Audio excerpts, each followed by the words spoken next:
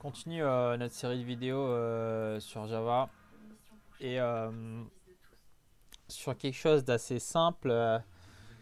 C'est par exemple un programme qui demande l'âge et qui affiche l'âge. La dernière fois, on avait vu le nom. Donc, une variable âge en numérique. Donc, ça, c'est le pseudocode. Je vais mettre le truc Java. Donc, écrire, je sais pas, on écrirait quel âge. J'abrège. Donc ça c'est la déclaration. Donc là on lit la variable âge, donc c'est en numérique, et on écrit écrire. Vous avez plus âge. D'accord. Et dernière fois ce qu'on avait fait c'était quasiment le même programme, sauf qu'on avait mis variable âge en caractère. D'accord. Et après on avait fait pareil, écrire âge, lire âge, et vous avez plus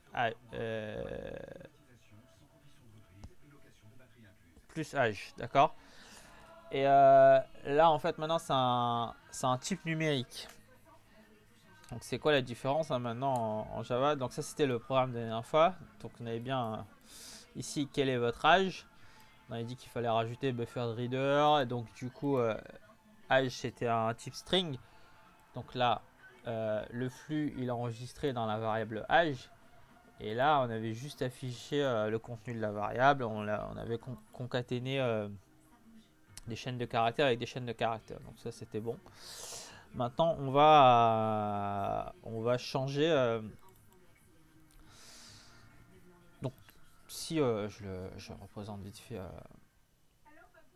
je sais pas, si par exemple ça c'est une classe, j'appelle test 1, d'accord, accolade ouvrante, accolade fermante. Donc on a un main, notre méthode main, accolade ouvrante, accolade fermante, d'accord. Donc on sait qu'on doit rajouter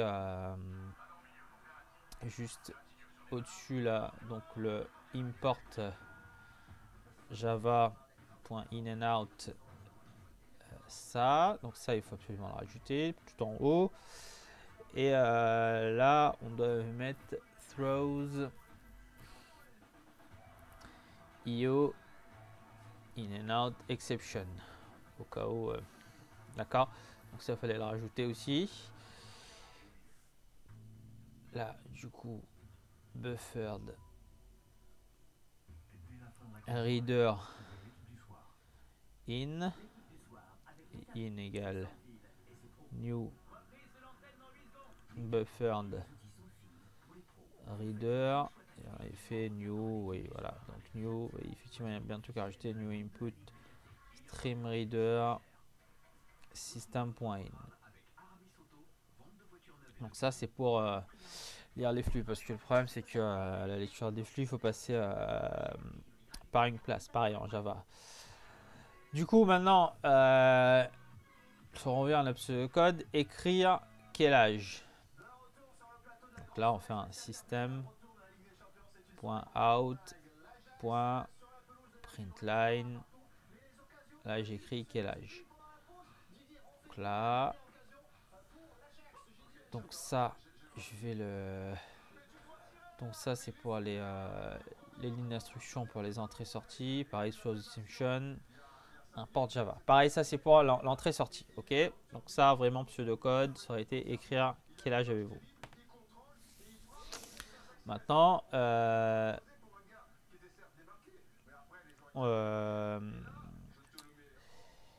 le truc c'est que là on a une variable input de type string, parce qu'on va lire un string là maintenant. In.readline. Là, vous pouvez me dire, ouais, ben ouais, non, mais à la base, tu as dit que c'était une variable âge en numérique, et pas en caractère. Maintenant, on va. Oui, effectivement, là, on prend en caractère, donc type string, mais là, on va la convertir. D'accord. On va la convertir en numérique. Là, on déclare une variable âge de type int. Donc ça c'est le type numérique int. Ok. Et là on va lui appliquer une méthode integer parse int input. Donc là, imaginons qu'on entre au clavier, je sais pas, 35.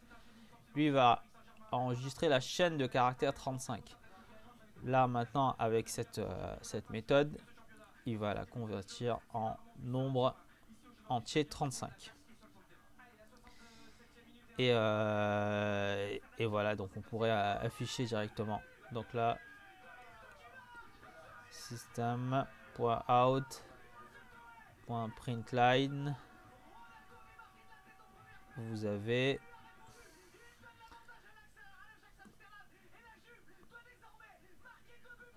plus âge. D'accord. C'est quasiment la même chose, sauf que là, on a fait une transformation. Alors, là on demande l'âge, ok. Là, input égale. Donc là, ok. Là, int âge égale parse in. Donc là, il connaît déjà le parse int input. Ok. Donc là, system.out.print, vous avez plus âge. Bon, j'ai rajouté 1. Donc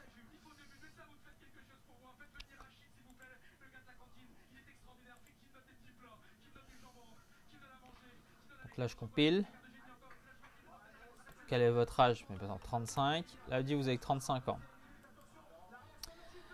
Ok, maintenant pour bien voir que c'est une variable de type numérique, on peut faire int, je sais pas, int calcul, je sais pas, par exemple, je mets un truc comme âge fois 100.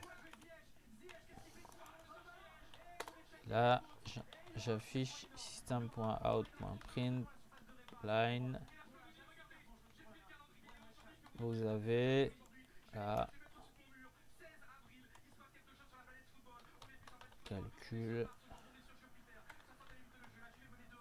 Voilà, si on veut se vieillir de 1000 ans.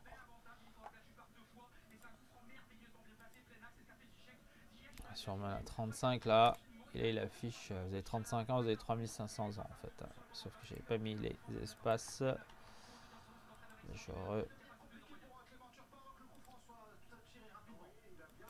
On avait 10 ans là, au départ 10 ans, prenez 1000 ans. Voilà, donc pour prouver bien que c'est